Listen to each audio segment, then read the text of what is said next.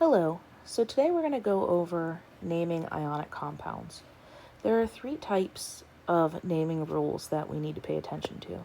So we're going to start with the monoatomic naming first. These are our most simple ones to name. They simply consist of a cation, an anion, and then we put an IDE ending after the anion. The important thing with monoatomic is that both the cation and anion are one element each. So the compound itself is two elements. That's it. So for example, this first one, if I have rubidium, I'm going to write my ions first. Rubidium is Rb and it's a +1. I'm going to combine that with selenium, which is a -2. Now remember, the purpose for forming compounds is to balance out our charge. And so since rubidium has a +1 and selenium has a -2, in order for these to cancel out to be neutral, I need two rubidiums because a +1 charge times 2 equals a +2. Selenium, I only need one selenium because -2 times 1 equals -2. And then when I bring that down, my +2 and my -2 cancel out to be neutral, to be 0. So that means that my formula would be Rb2SE, and we're done. Something to point out, when we have these numbers, the numbers up top only represent charge. They are only ever used to represent charge. We do not put a number up there to represent number of atoms. Number of atoms is the subscript. It goes to the bottom right of the element. So imagine, and I've done this with you guys before, imagine that we have a box around our element. If we have a number, I'm going to do this separately. If I have a box, my number up top is going to be the charge. The number down bottom is going to be the number of atoms. In our next unit, we'll talk about what happens or what it means when a number goes out front. But for now, we're not going to pay attention to that. All you need to know is if there's a number in the top right, it represents the charge. If there's a number in the bottom right, it represents the number of atoms. So when I write my formula, it's going to be Ru2Se. Notice I'm not writing the charge there because when it becomes a compound, it is neutral. They no longer have their charges. As far as naming this, as I said before, it's fairly simple because all it becomes is rubidium, my cation name, my cation element.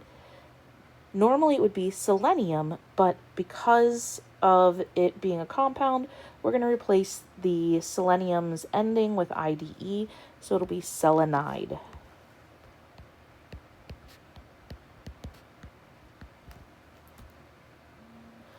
Now that we've gone over that, I want to work through a little bit faster with you, the second one. So in this case, we have magnesium nitride. And so I gave you the name here, and now you need to give me the ions and the formula. And so magnesium is a group 2 element, so it has a +2. Nitride is just the IDE ending for nitrogen, which is a -3. It's in group 5. So again, because this is a +2, and because this is a -3, I need to figure out what I can do to balance them.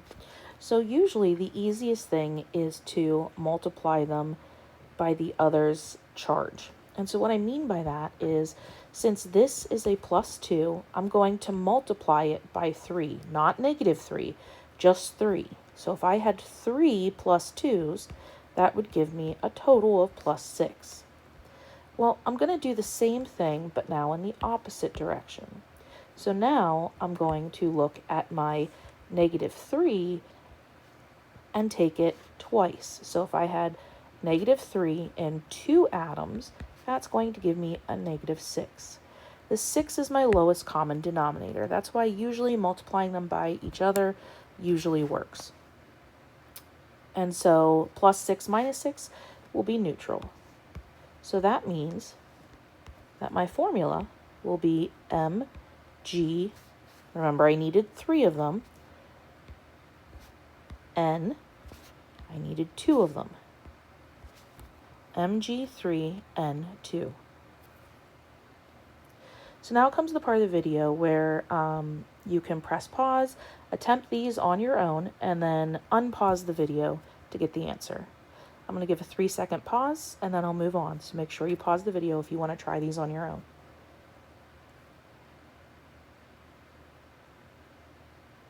Okay, hopefully you paused and attempted them. If not, let's go ahead and move on with it. So sodium and oxygen would be Na+1, O-2. We would need 2 sodiums to balance my oxygen, and it would be sodium oxide.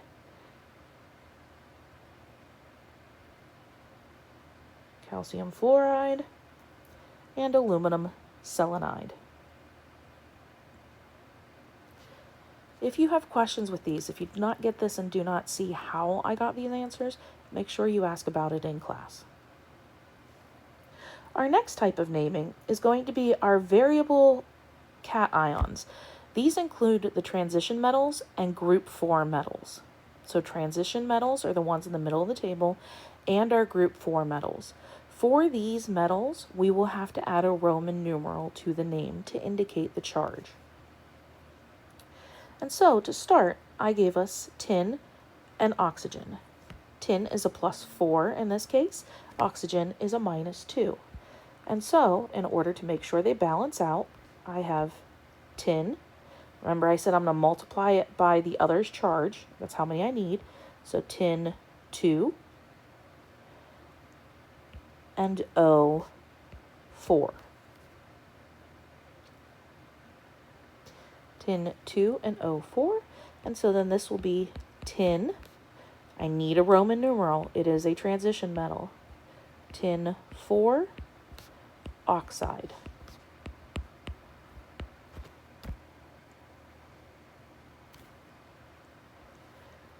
Moving to our second example, this time I gave you the name. And so I have chromium 3 chloride. That 3 tells me that my chromium has a +3 charge. The Roman numeral only ever goes on the cation, because since it's a transition metal or group 4 metal, our metals are always our cations, our positively charged ions. Chlorine is in group 7, it's in the halogens, and so since it has 7 valence electrons, it's going to gain 1 to have a complete valence shell. Again, using the technique I told you before, chromium is going to be Cr. I don't need to write the 1. The fact that I'm writing the element symbol indicates that there's 1 atom. Followed by Cl3. I need 3 -1s to balance out the +3.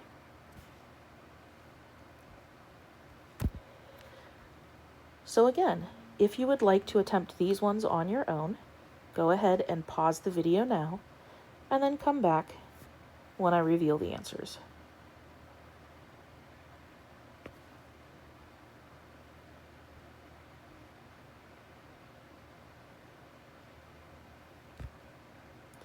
So zinc and oxygen would be zinc 2 oxide. Gold 2 and phosphorus would be gold 2 phosphide. And lead and chlorine, lead +2 would be lead 2 chloride. Again, if you're not sure how I got these, if I made a mistake, or if you have any questions, let me know. The last one that we're going to cover is our polyatomics. Polyatomics are whenever there's more than 2 elements in my compound. Whenever you see more than 2 elements in a compound, go immediately to your polyatomic chart. Usually it's going to be the anion, the non-metal that is your polyatomic. The only exception is going to be ammonium. Ammonium is NH4 plus 1. That is the only cation that will be a polyatomic in this class. A way to indicate if it's a polyatomic when you have the name, because we don't see that there's more than 2 elements, is first look at the ending. If it ends in anything other than IDE, then you immediately know that the anion is a polyatomic. Flip to your chart to find it. Sometimes this can be difficult because sometimes it will end in IDE, like hydroxide. The best way to handle that is, can you find the element hydroxine on the periodic table? No, you cannot. So if it does not exist as an element, it must be on our chart. If it sounds weird, flip to the chart and look for it first. That's the easiest way to determine. So in this case, I have potassium, and potassium is going to be my +1. And then I have chlorate. Chlorate is one of my new ones. I'm going to go to my chart. I'm going to flip to the back, and I'm going to see that chlorate is ClO3 with a -1. ClO3 with a -1. Remember, the number up top tells me my charge. The number in the bottom right tells me that I have 3 oxygens. So with our polyatomics, what this means is this is like saying this is my chlorine, and then the chlorine is attached to 3 oxygens. It's much like H2O. Just like if I break the H and the O off, hydrogen and oxygen are not the same as water. So chlorine and oxygen are not the same as chlorate. Chlorate is Cl with 3 oxygens. If I only have 2 oxygens, that's chlorite. That is, again, another entirely different compound. So it's very important that we keep these polyatomic compounds together. This one that I gave you first is pretty easy. They're +1 and -1. So that's going to make it easy to put together because I just need one of each. KClO3, potassium chlorate. Now the next one I gave you isn't as easy. So in this case, we have sodium bromate. I lied to you. We're going to change this to calcium bromate, because otherwise it would just be a 1-to-1. So calcium is in our group 2, so calcium will be Ca +2, and bromate is BrO3 with a -1. So again, because of the numbers, bromate's a -1, calcium's a +2. I need 2 bromates to balance out 1 calcium. There's a little special thing with this though.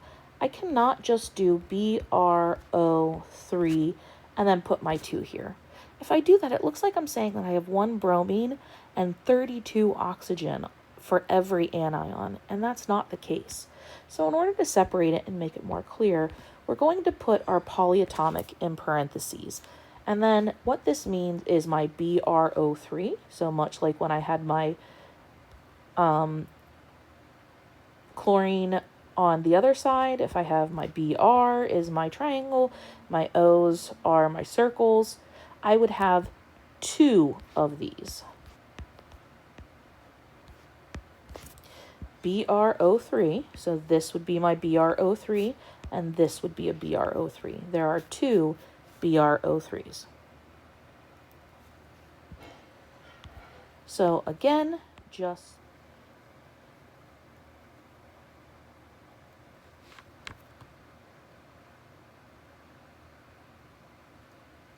now that you've had a chance to try those. Again, if you're not sure how I got the answers that I got, be sure to ask me, or if I made any mistakes, by all means, please come and correct me.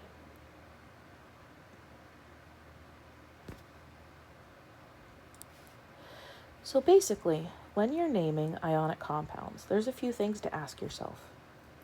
Ask yourself, is it made of more than two elements? If yes, then it's a polyatomic. Go to your chart on the back of your periodic table. Look at your cation and ask yourself, is it a transition metal or a group 4 metal? If yes, then you must have a Roman numeral following the cation. Only in the name, not in the formula. If the answer to both of the previous questions is no, then it's a simple monoatomic. You're just going to put the element names and replace the anion with an IDE ending. Hopefully this helps to clear things up, and as always, if you have questions, let me know.